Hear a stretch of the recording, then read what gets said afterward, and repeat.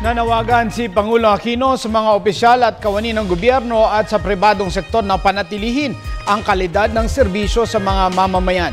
Inihag ito ng Pangulo sa ika-16 na Philippine Quality Awards na ginanap sa Malacanang kanina umaga. Si Elena Luna ang ating tagapagbalita.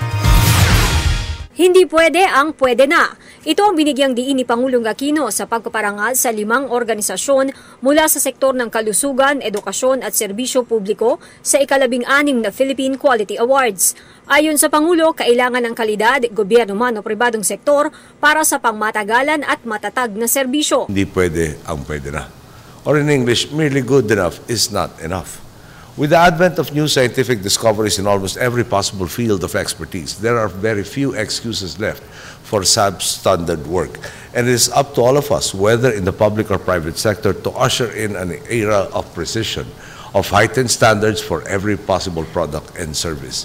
This is why we are gathered here today, to recognize companies and government agencies that have proven their excellence in this regard.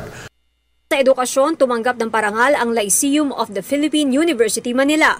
Habang sa larangan ng serbisyo, ipinagkaloob sa Philippine Association of Colleges and Universities Commission on Accreditation.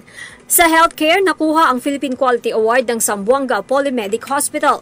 2 ahensya ng pamahalaan ang tumanggap din ng pagkilala, ang Department of Science and Technology Region 11 at ang Philippine Information Agency. Ayon sa Pangulo, higit na responsibilidad ang kaakibat ng parangal na ito sa PIA at DOST. At a time when natural disasters are becoming more frequent and destructive, it is much more vital for the DOST and the PIA to optimize the way they gather and disseminate information to our countrymen. The pressure on you to continue your good performance is intense, since your efficiency will be measured not just by traditional metrics, but by the number of lives you do save. Ayon rin sa Pangulo, aasahan ang higit pang serbisyo at galing mula sa 5 awardees na ito. Magiging mga ehemplo raw sila para sa ibang mga kumpanya at organisasyon ng gobyerno sa Pilipinas. Let us reinforce the culture of quality and competence that has taken root in the Philippines.